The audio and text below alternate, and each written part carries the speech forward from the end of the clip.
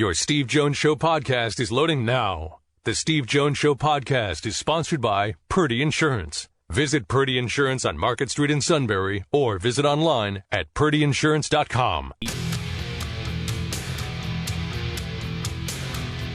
This is the Steve Jones Show on News Radio 1070 WKOK. Sponsored by Purdy Insurance. Now, from the Sunbury Motors Studio, here's Steve Jones. Great to be with you on the show today. Brought to you by Purdy Insurance, Market Street in Sunbury. Go to purdyinsurance.com. Auto, home, life, business, boat, motorcycle, RV. Suit encounter. No, that's not an insurance. Probably need it, though. They do a great job of doing everything they can to make sure you're fully insured and save you money in the process, if at all possible.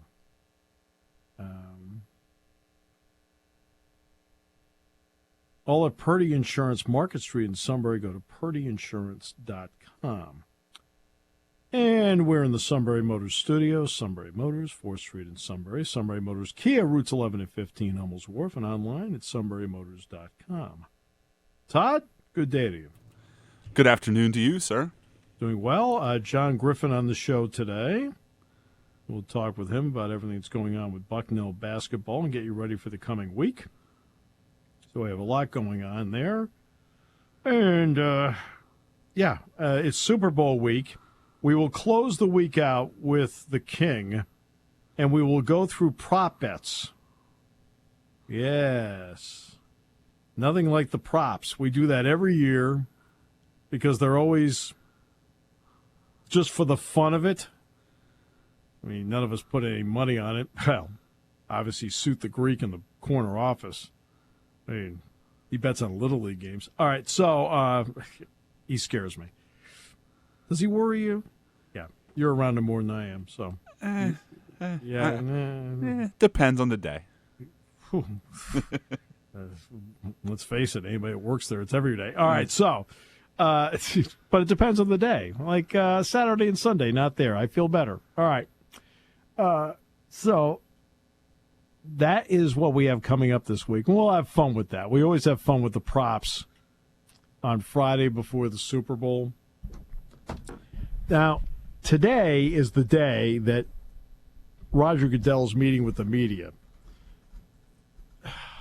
Here's the problem I have with it, and there's a problem with this, what he's doing today, at least in my opinion. The commissioner used to meet with the media on Friday before the Super Bowl. Now, why was that great? Because guess what? Everybody who would be covering the game was in town. Right? It's Friday. They were there. Because guess what? Some people don't show up on Sunday. They show up on Wednesday. They show up on Thursday, whatever it may be. Okay? Then they moved it to Wednesday. Okay? So they move it to Wednesday. Well, guess what? It's going to be today. And not only is it today, it's going to be invitation only. Invitation only? Really? You're the commissioner of a multi-billion-dollar industry. And it's invitation only? I'll give you an example who didn't get an invitation. Mike Florio of NBC did not get one. See, there's stuff like that. Todd, you're in this. Right? If you were told it was invitation only and you didn't get one, what would your thought be? I was doing my job right. Yeah. I don't get what he's doing here. First of all, it's not as if he's bad at doing press conferences. He's fine. Some people are just not good at it, at doing a press conference. I mean, some people just aren't good at it. He's not one of them. He's all right. He does fine at it. And, Mike Florio reported last week that his State of the NFL press conference, which is now on Monday, is invitation only. That means that some media members will be unable to attend. All right? I don't get this at all. He signed a contract extension last fall.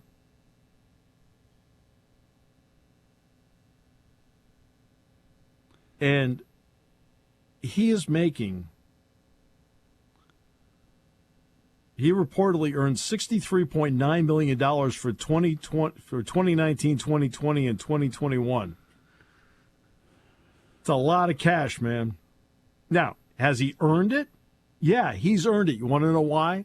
When you're the one negotiating media deals that are worth billions per year, billions per year, not $1 billion per year, billions per year, and you're making 32 other entities, organizations richer for it, right? You are earning your money. Okay? You're earning it. Okay? And also the fact they got labor peace out of it. Now, they barely got labor peace. They barely got it. The average per team when they passed the labor agreement was the average of 32 to 30 per team. That's how close the vote was. He could never have been able to get the TV deal without that vote. He had to do it one at a time. All right. Now, last 2 years, and especially last year, he received a question from Jim Trotter. Trotter at that point was a member of NFL Network. And he asked the commissioner about the lack of diversity among head coaches, front office positions, and at NFL media. Okay? And he stumbled through the question. Now, Trotter's no longer employed by NFL Network. He is suing the league, claiming his contract was not renewed as a retaliation for asking Goodell about the league's commitment to diversity. Now, the NFL, of course, let's face it, nobody likes to be public shaming. The only entity that we know that seems to roll with public shaming is the suit. But that's just now. It's because of this show. We're relentless. McGranahan does. Well, McGranahan's getting close, I can tell you. No, I'm just kidding. But now they come up with this. Okay? It's okay to ask questions about what's going on and to get answers. It's all right. Right? What about the diversity? Okay, you know the question's going to come up. Point to areas of diversity within the hiring of the NFL and the progress that has been made over the last 5, 10, 15, 20 years. That the Rooney Rule needs to have a little bit more to it, and you just can't interview somebody just for the sake of fulfilling the rule. But there are successes to be pointed to. Look at all the coordinators that have been hired along the way. I mean, for every Alex Van Pelt, there's an Eric Bieniemy being hired by someone. You know what I mean? It's better, and that's how he needed to answer it. But I don't understand why.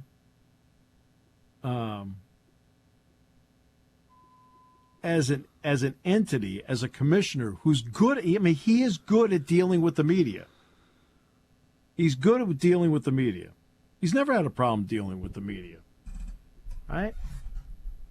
And for the most part, the NFL's on a roll, right? Now, what would be a question that, from a fan point of view, okay? You saw 23 million view the Chiefs-Dolphins game. Other games ended up getting 45, 50, and 55 million. Two-part question. How did you feel about streaming with 23 million? And are you concerned that you cut off the possibility of seeing it to 27 to 30 million other people when you're trying to grow the game? What's wrong with that question? He can answer that. Okay, that's a fan question.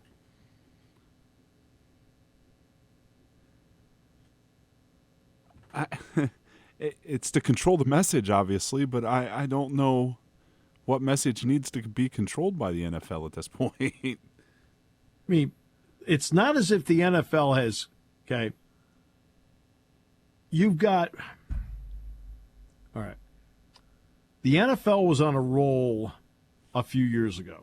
I mean, let's go back, 10, 11 years ago. They were on a roll. And then the Ray Rice thing came up. And the NFL was put on its heels by it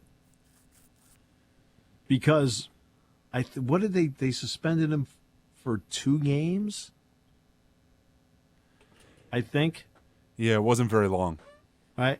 And everybody's like, and then people saw the video and went, "Yo, what are you doing?" Which was then followed by the Adrian Peterson incident. Right? And the NFL was kind of rocked a little bit for a period of time. And it just seemed like to that point, they were in such a roll, they could do no wrong. In the end, that coupled with a couple of other decisions that they made, knocked the ratings back like 7-8%. But in the last few years, my goodness, they have been able to, they are rolling.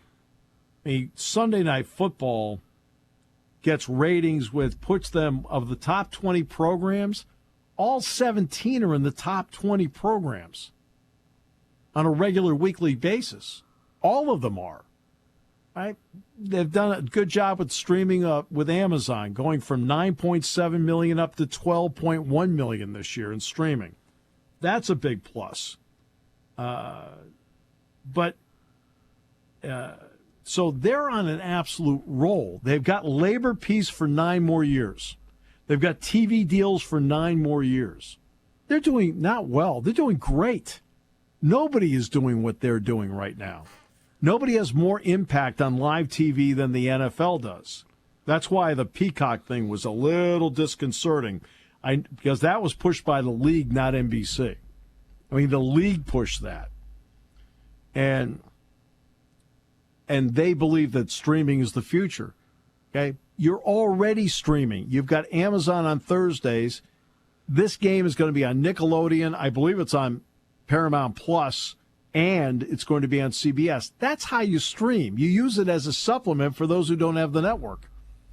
That's how you use streaming, and as time goes, maybe it becomes the more dominant, but you have to transition into it. All right? And that's how you do it. You don't force it down everybody's throats. And that's where, to me, the NFL made the power play move on the Dolphins-Chiefs thing. And yes, 23 million watched, and yes, I watched, and you watched. All right? To be honest with you, if family members had not wanted to watch the Chargers-Bills game, and I forgot that Peacock was still on my TV, I'm like, oh, I guess I still have it. So I watched. I mean, you watched it, right? I did. Yeah. I didn't have, it's one of those things. I wasn't going to do it and wasn't going to do it, but then it was really cold and it looked like it was going to be interesting, so I did it. Right. No, it would. I mean, the weather was absolutely conducive to watching. It was a Saturday night. The whole country's below zero. Well, it felt like it. Right? The entire country's in the deep freeze. Kansas City was below zero. It was like watching a game on the moon. And, they did get 23 million to watch. But then you see the subsequent ratings of the other games, 40 million, 45 million. And the 2 conference championship games were both over 50 million viewers. So you feel in the end that a Dolphins-Chiefs game that had a lot of appeal to it, that you missed out on, you backhanded 27 million viewers and said, nah, unless you do it our way, you're not watching. That's a question you asked the commissioner.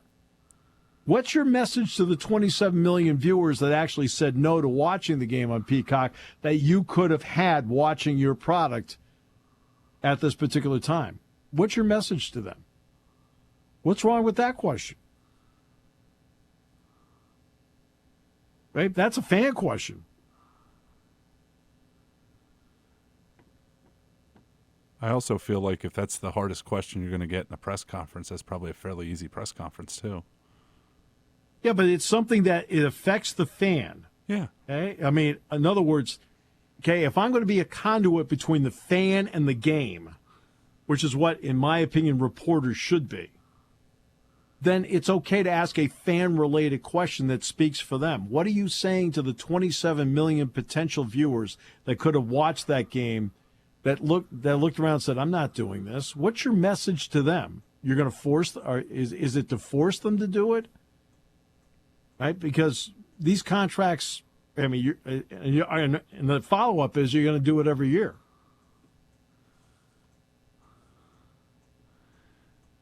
Sounded like, at least in the couple days after that game in January, that they were pleased with those numbers. So yeah, right, exactly.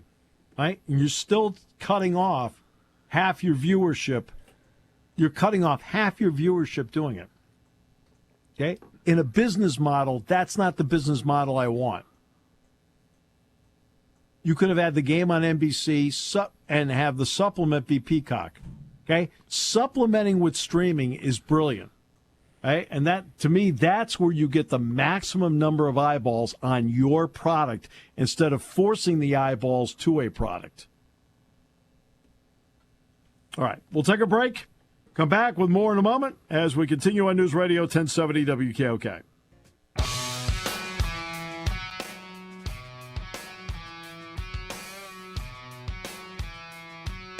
Great to be with you on the show today. Brought to you by Purdy Insurance, Market Street in Sunbury. Go to purdyinsurance.com.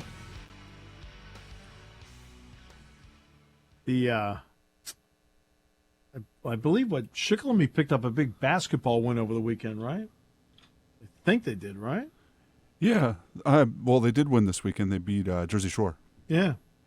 So that's great. That's terrific win. And they've picked up some pretty good wins over the time here. Yeah, they've done real well, other than losing to Selinsgrove and Shamokin in back-to-back games, in which they were in both games and probably feel like they should have won. They've been playing real well the second half of the season.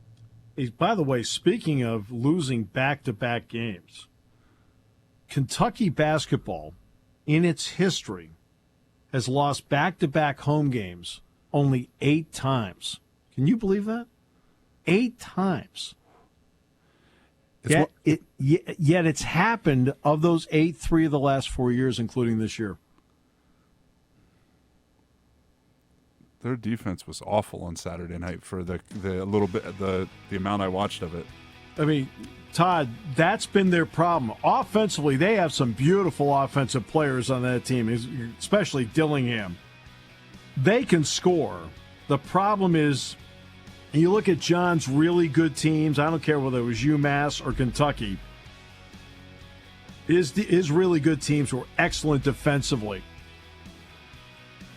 The last 5 years, last 4 years in particular, their defense in Kentucky has really struggled, and this year it's really struggling.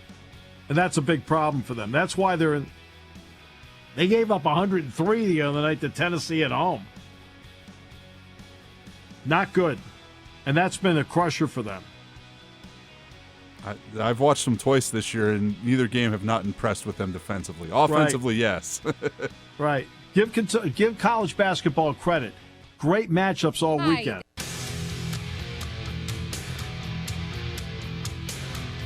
This is the Steve Jones Show on News Radio 1070 WKOK. Sponsored by Purdy Insurance. Now, from the Sunbury Motors Studio, here's Steve Jones. Today's show brought to you by Purdy Insurance, Market Street in Sunbury. Go to purdyinsurance.com. Auto, home, life, business, boat, motorcycle, RV, whatever it may be, they'll do everything they can to make you fully insured and also do whatever they can to save you money. That includes bundles, whatever it may be. Customer service means everything to the great people at Purdy Insurance, Market Street in Sunbury. Go to purdyinsurance.com. And we're in the Sunbury Motors Studio, Sunbury Motors, 4th Street in Sunbury. Sunbury Motors, Kia, routes 11 and 15, Hummels Wharf, online at sunburymotors.com. Joined now by the outstanding basketball coach at Bucknell, John Griffin. Griff, how are you? I'm good, Steve. How you doing? Outstanding is quite the compliment that is not deserved right now. We're just regular John, people over here in Lewisburg. Yeah, I got it. But you know what? I look at you and I see a lot.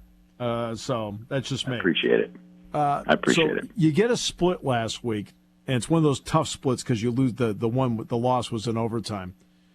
So in that game against American, you down 14 with about 16 and a half to play. What did your team then show you to then not only get back but actually take a lead late in the game? Because that's the toughest part, is getting over the hump. Yeah, I mean, it shows that they have the attitude that we're, honestly building towards every day. So we try not to be a result-driven group. We talk about the idea of being a process-oriented group pretty regularly, and American is playing good basketball right now. So we knew the game was going to be a tough one, and the group is building a competitiveness internally that, I really don't have to tap into throughout the course of a game. They just keep kind of playing. And we had a couple good sequences defensively that led to opportunities for us offensively. And today's world of college basketball, it's not uncommon to see 8-0 runs, 7-0 runs, 10-0 runs. And quite frankly, actually, as it relates to the idea of runs, there's enough statistical evidence right now that's being studied in the world of college basketball. Let's say like the best teams in the country have the most 10-0, 8-0 runs, and so we just stuck with it, kept competing, and it was nice to see that for our group internally that it doesn't need to be something that the coaches preach for us to kind of get back into a game like that. They just took every possession for what it was worth, and we got back in the game.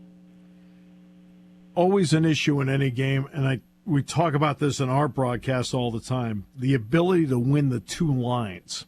3-point line, free throw line. In this game, you were minus 18, I think, at the 3-point line. How important is that in your mindset? I know everyone talks analytics all the time, but how important is that in your mindset to win the two lines and what it can mean to success? Well, yeah, the number that hurt us probably more than that, honestly, was the free throws. Yep. We typically are a good free throw shooting team. We missed one to take the lead with 9 seconds, and we missed a couple leading up to that particular free throw that typically we make. Jack Forrest is one of the best free throw shooters in our conference, and he missed 3. And so those add up, and you lose a game in overtime, and you look at the result, you look at the end number, but there's a reason that the score in our differential in our case was 9. There's a reason it got to 9. And so, our 2-point percentage defense actually was really good on Saturday, and American offensively, along with Colgate, but their 2-point percentage offense is the best in our league, around 57%, which is extraordinarily high, and we held them to 38%, which is extraordinarily low, which allowed us to get back into the game. So, it is the great debate. What's more important is the 3-point line. I mean, I think the 3-point line can certainly save you in some instances if you make 14. But at the same time, there's enough data that says 2-point percentage has incredible value as well. And for us, really, it was more about our free throws. Right. We needed to win that line to win the game. Right, but there's another element to the 2-point part. If I'm scoring within 5 to 10 feet of the basket, okay, my 2-point number is going to go up. I've always felt that in this era, one of the keys is, can I get you to take the 2-point shot I want you to take, which is that 17 to 20 foot 2. Yeah. Are you for the most part? Because look, you're a 6-4 Patriot League team right now. I mean, you're right in the thick of it. Are you getting? Yeah, we're right in the thick of it. You're right in the thick of it. So, are you getting them to take more of the shots you want them to take as time goes? Yeah, we are. I think we've changed some things schematically where we're shifting our defenses from man-to-man to zone, and we're being a little disruptive in that regard. And so when you do that, typically at this point in the year, the end result is your opponent thinks a little bit more on the offensive end, which in that small window of thinking, the shot clock does run down, and it forces opponents to take shots they don't typically maybe prepare for offensively. And so for us, we're trying to keep the ball out of the paint as much as we possibly can, and really we're looking for a result that is more about the type of shots, kind of what you're talking about. Nothing near the rim, three-pointers. If they're a three-pointer, maybe off the dribble instead of a catch and shoot, not what in our world we call an inside-out three where it touches the paint near the rim, and then it gets kicked out to the perimeter, and at that point the shooter's chest and shoulders and eyes are facing the rim, so it's a much higher percentage three-point shot. We're trying to avoid giving those up, and for the most part, I think we're doing a pretty decent job of that. Noah Williamson had a career-high 28 in your win over Loyola, then came up back with another 20-point game. What are you seeing from him right now? I mean, I'm just seeing a guy that's every opportunity that he gets to play, I'm seeing a more confident individual day by day. And, he's just at the beginning stages of what he ultimately can be. He's got so much natural talent. We're tapping into that every opportunity that we can. But his confidence is growing. His comfort with physicality is growing. And he's just a really highly skilled 7-footer. I mean, really highly skilled 7-footer. He's hitting threes. He's going off the dribble. For the most part, he's making his free throws. And we just got to keep building on that and keep helping him grow as an individual offensive talent. How important within your offense happen to be paint touches, and are you getting enough of them as you play? Yeah, I mean, that's really important for us, for our success, because we do have enough three-point shooters that we can really keep the floor spaced, which is an advantage for us. It keeps the defense closer to our perimeter players. So we're going to have to do a better job. I didn't think we did a great job, honestly, Steve, on Saturday of getting to the paint enough in the first 20 minutes, which when you don't get to the paint, your offense can look stagnant because it goes very east and west. And in football terms, you want to get downhill. Right. We look at the basket as the end zone. So when you're in the red zone, you got to get downhill. You got to smash mouth football, for lack of a better phrase there, and that's what we're trying to do as well. Yeah, Navy, second time through, able to win the first time through. But out of every game, there are corrections. Out of the Navy game, thinking back on that, what would you like to correct, especially going on the road? Yeah, I mean, we're going to have to clean up our rebounding. They're like all military academies. They're very physical. Culturally, they play very hard. And they only have kind of one speed, and it's the foot on the gas. And so we're going to have to do a much better job on the weak side, rebounding and limiting them to one shot. They have a really high-level point guard who is explosive, fearless, and as I just said, really enjoys contact, which makes him pretty difficult to defend because it puts the game in the official's hands if you don't kind of approach him, correctly. Officiating's tough these days. There's a lot of changes that happen yearly. So a player like this particular point guard, it's hard to defend. So we're going to have to rebound well, and we're going to have to do a much better job of not fouling. And that's important because style of play means so much. Have your players done a good job for the most part because usually you can tell in the first 5 to 6 minutes, at least I can, how the game probably is going to be called that night. And you probably have the same feel, John. I mean, how important is it for the player? Yeah. Have they been able to adjust to that? A little bit. I think what makes it tough is we have some bigger athletic bodies. Jack Farson is a great example. He's come from the Atlantic 10. He transferred to Bucknell. Yeah. And in the Atlantic 10, you have to have a physical ability, like to the extent, Big Ten sort of, and I kind of use Big Ten as a reference because you see it so much. But you have to have a physicality about you, and I think there's at times where that physicality works against us because he can absorb contact maybe differently than the average Patriot League player. And so for us, we're trying to find that balance and recognizing what's a foul versus what isn't going to be a foul, and that sometimes takes 20 minutes to discern, and then, it's a tough balance. It is because what happens, at least to me, now you tell me if I'm wrong about this, is that if a guy has a reputation of the ability to absorb contact, they don't give him the same leeway as the guy that can't. That's what I think.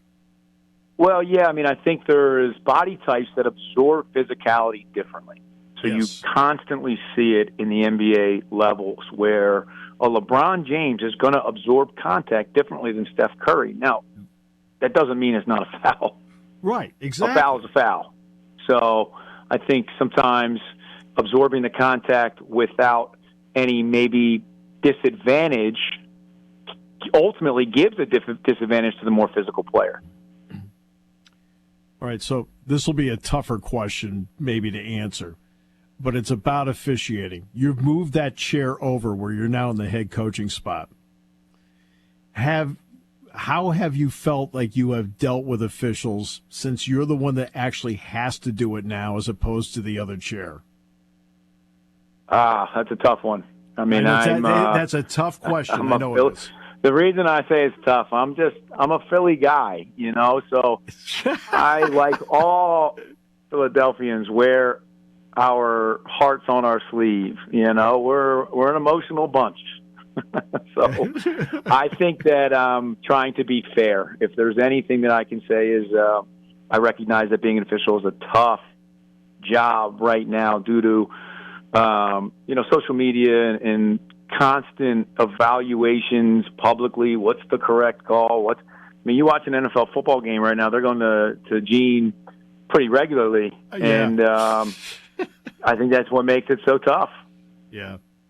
Just thought I'd throw it in there. Sometimes that one chair, it's a difficult question. You handled it perfectly. John, thanks so much. Hey, good luck down in Annapolis. Then you got a home game with BU this weekend, and we wish you nothing but the best of luck. Thanks so much for the great conversation. All right, Steve, you got it. Thanks a lot. John Griffin, a basketball coach at Bucknell, good friend of Doug Birdsong. But isn't everybody? See, that's the difference, right? And this is where the suit is confused. Why does everybody love Doug? Because he's personable. On News Radio 1070 WKOK. All right, Penn State basketball swept the week last week, winning at Rutgers, winning at Indiana. We've been making the point over and over on the broadcast that after losing 2 home games to Northwestern and Minnesota respectively, each time where the team that won rallied to win, so Penn State had chances to win both those games, that you had to somehow get them back to keep yourself in the ball game in the conference.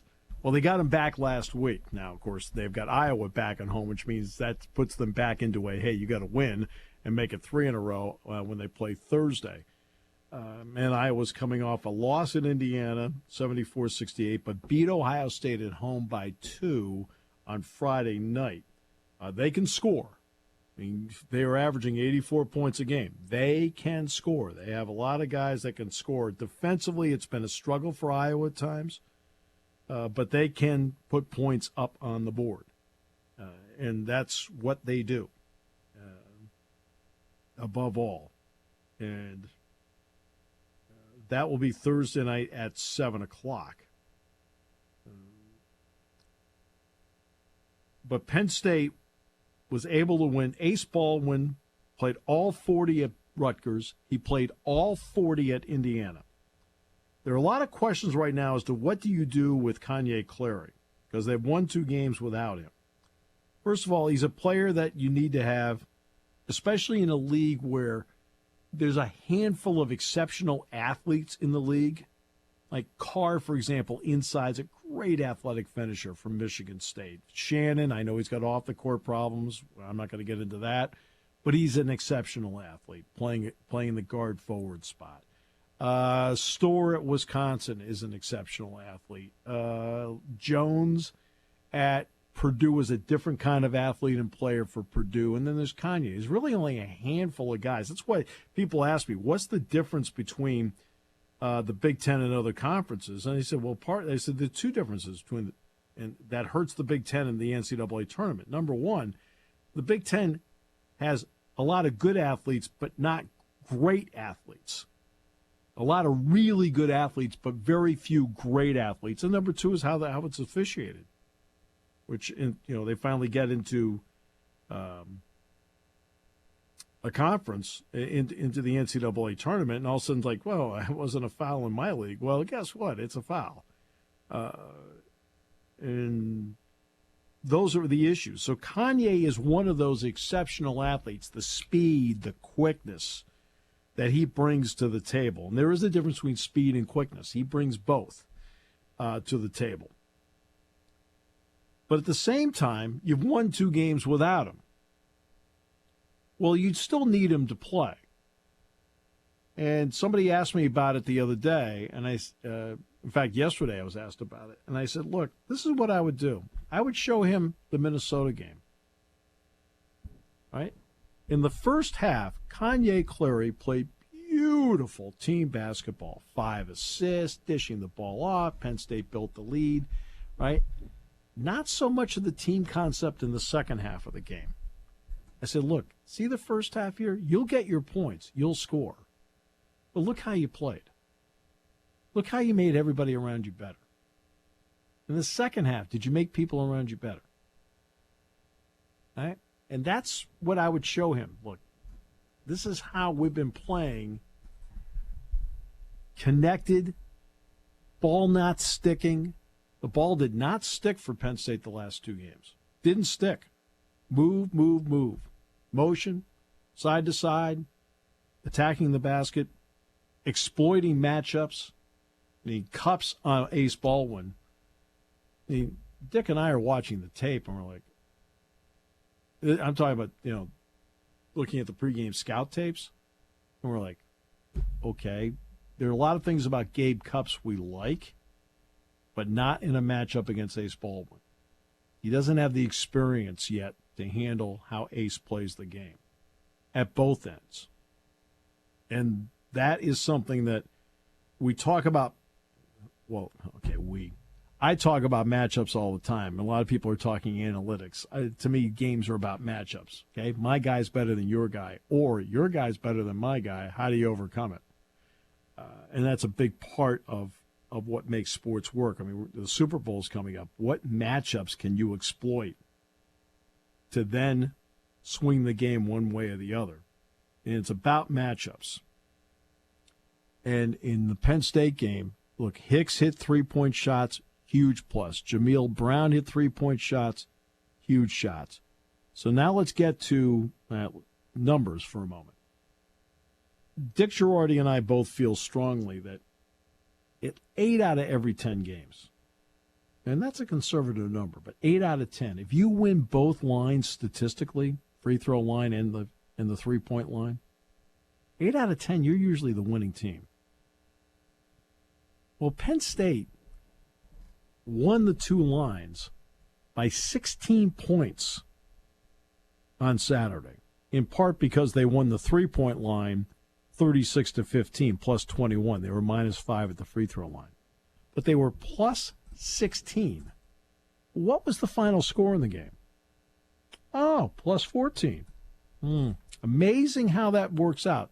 Take a look at box scores, and you'll see it, I think, on a repeated basis, that winning the 2 lines a lot of times ends up being the margin in the game, or at least in the neighborhood of the margin in the game. All right? And they were able to do that. They hit 12 threes in the game. Huge. Hicks having a good game. He had 19. Jameel Brown, right, had 14 in the game, and he hit 4 threes in the game. It just makes such a difference. And then Wahab, to his credit, was 7 of 8 from the field against the team that has Renew and Ware. And by the way, both are impressive players. But you knew Penn State should have, on paper, the advantage at the 3-point line against Indiana. Indiana did something against Illinois that in 2024 I thought was going to be impossible to do. But at Illinois the week before, they played the first half of the game and never attempted a 3-point shot. Really? Now, they hit a couple in the second half. But to their credit, I give Indiana a lot of credit for this. Against Illinois, like a minute and 10 to go, they're down 1 with no advantage at the three-point line at all. Now, they eventually lost as, Illinois hit some free throws down the stretch and won the game by 8 or 9 or something like that. So you knew Penn State should, on paper, have that advantage, and did have that advantage in the game. But they played really well defensively. Yes. You know what? Whoops, sorry about that. They played really well defensively in both games last week. That really helped. And especially, they played great defense for 3 of the 4 halves they played. The first half against Indiana was a struggle defensively because, they just couldn't control Ware. And for some reason, Indiana got away from Ware in the second half. Because in the entire Rutgers game, Rutgers is not a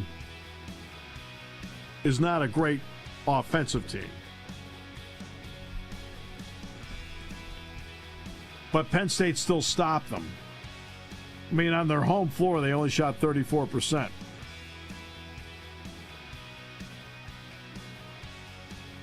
And then the second half of the Indiana game played superb defense.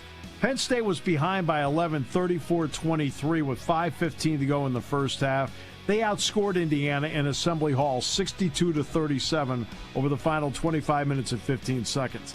And in each of the Rutgers and Indiana games, each time when Penn State took the lead in those games, they never relinquished it.